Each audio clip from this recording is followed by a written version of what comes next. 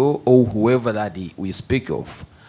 To me, when you talk of brand building, brand positioning, brand prosperity, growth of business and everything, that has to be a business of everybody who has a stake in that particular business. Then the issue is, what does market do in that particular thing? Marketers and brand specialists, they come in to give us a very professional approach of how to go about it. Then we all own the process. And one of the challenges that I throw to everybody in this room, let's go back to our offices and the organization and ask, does everybody who works for that particular company know the brand we are standing for? And do they have a stake in that? Are they standing for that? Because sometimes we might be out there pushing products, pushing brands, but within the brand, there's no brand. To me, if you want to push a brand out, brands should start from within.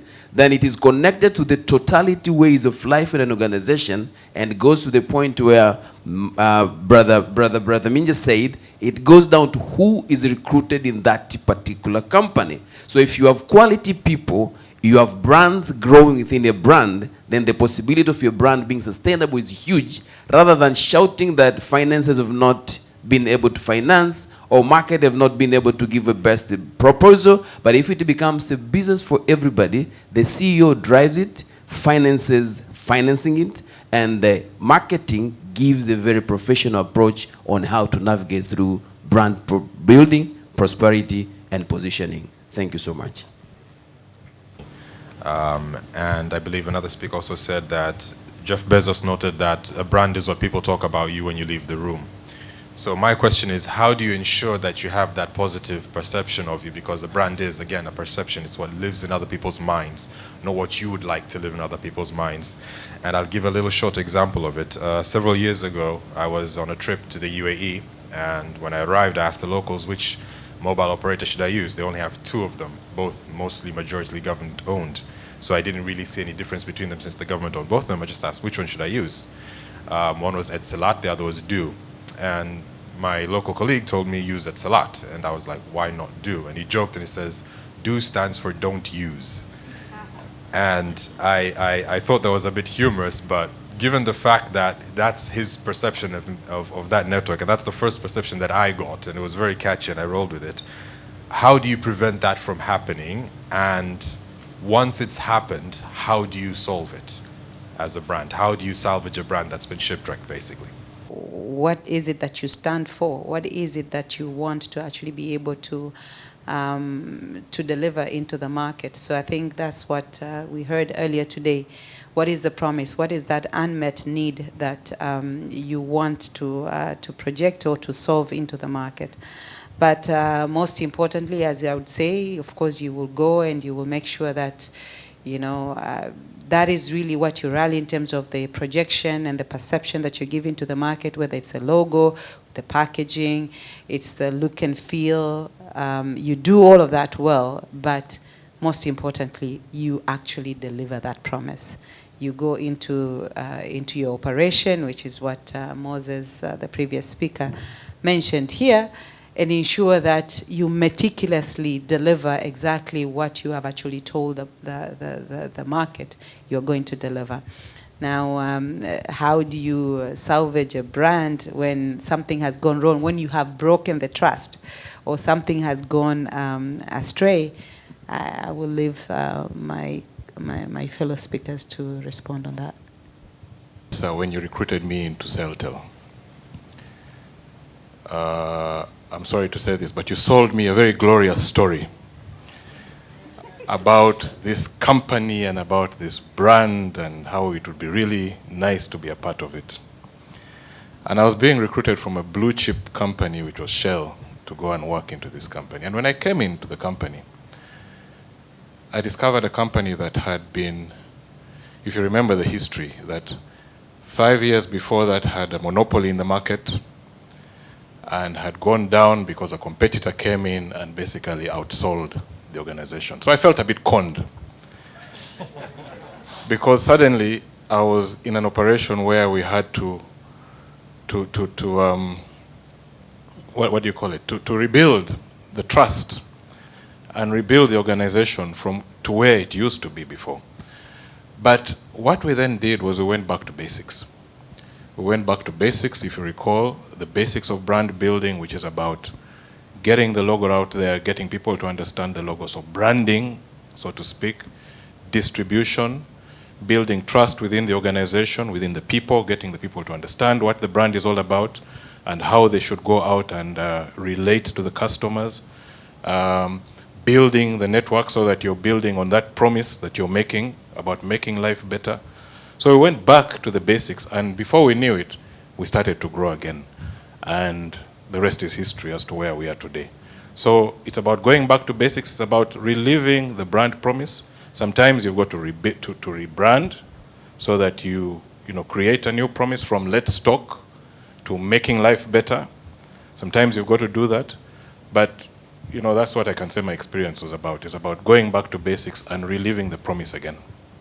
Hence the consumer is not resonating with it, or is not engaging with it, and hence that perception. But I feel that brands actually are goods and services that consumers are willing to pay for. Yeah, either goods or services that consumers are willing to exchange for their money. So if that consumer is not ready to do it, that's why they're not recommending it. They're perceiving in that way. And yeah, I think going back to basics is definitely the way to do it. You have to go back, revisit the promise. If it's still true to the brand, and make sure the service, whether the network and everything is correct, so that the consumer can can experience what they're getting from the company. It's expensive, it's high-end, it's untouchable, it's an elephant, and the likes. But when the business decided that the product is going to be for everyone, and they have to keep a promise, making sure that, one, the product will have to resonate with all the segments of the market. They had to repeat, introduce things which are important to the society or to the consumers, which is the first thing is relevance, as you said it. We had to make sure the content is right, what the customers want in all segments, get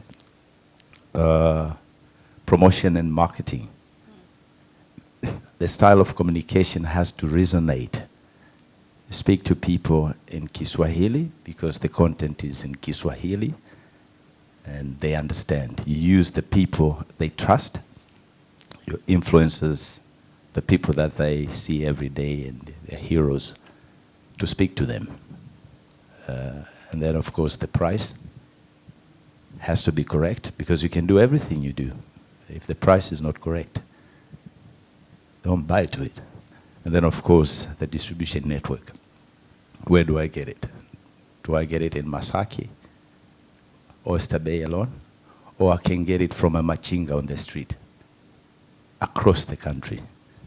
So if I can, buy all these things in the middle of the road, and I see a DSTV dish on the middle of the road, then this product is for me. I think the basics, as you said, is what matters.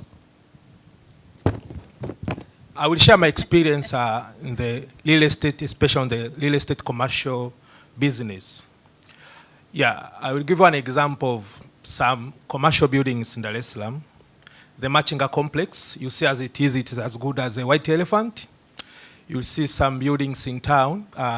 Most of the commercial buildings which are claimed to be shopping malls are not full occupied, but you go to Mlimani City, the waiting list is up to 2035 people on the waiting list. But if you go to other shopping malls along Samola Mall, Samola Street, and in the outskirts of the city, most of the shopping malls, the functional floors are not functioning. The functional floors cannot communicate with the consumers, with the retailers, with the tenants. So the business is not performing. In the real estate, we call it a design failure, but today I added more vocabulary. That's brand failure. It's brand failure because, David spoke about connecting passion with, connecting brand with people's passion. He mentioned about music and football. But also in real estate, if you are investing, whether it's a residential, it's a housing project or a commercial building, talking an example of an apartment, if you are putting up a block of apartment and you want to sell it to Tanzanians in Ibunju or in Sengerema, you won't sell it because owning a home in Tanzania has a connection to do with culture, psychographic, psychology, with demography of the people. Because in Tanzania, if you want to own a home, people need to drive their car through their private gate. Nikipika dagaa jirani asisikie, nikigombana na mke wangu jirani asisikie. So if you want to sell to Tanzanians, you want to sell on standalone units. If you put on semi-detached, you will sell them as rentals, but not as for the first-home buyers. On the few who have maybe traveled abroad, who are exposed, they will buy apartment. But very few people, utamwambia mtu karibu nyumbani kwangu upanga, afu nakaa floor ya 4. Sema jamaa hajapanga miaka yote ane? Hajajenga miaka yote anapanga. Kwa hiyo kuna connection between brand and psychographic factor kwa maana ya consumer behavior. Coming to the shopping mall design, because if we want to design a shopping mall which will be more vibrant, to bring more traffic, more footprint to the center, it has to be, strategically designed in terms of tenant mix and the business mix. That's what I was saying about the design failure. Because if you go to Kariakoo, you will find the bundling of business. Spares za pikipiki ziko huku, watu wa vyombo wako huku, wauza nini wako. I don't know who did that, but that's international. If you go to Santon City, you go to Dubai, to Dubai more of Emirates, you will find a bundling of business and tenant mix in different. You find the food court on the same place. You find the departmental store, if it's a supermarket. It's about the heart of shopping, and I think they are using this because of the brand positioning. That's why if you go to any shopping mall, every expensive items are on the right, and actually they encourage you to enter through. The entrance is on the right, and you exit on the left. If you enter into a shopping mall, expensive things like refrigerators, TV, radios, everything expensive is on the right.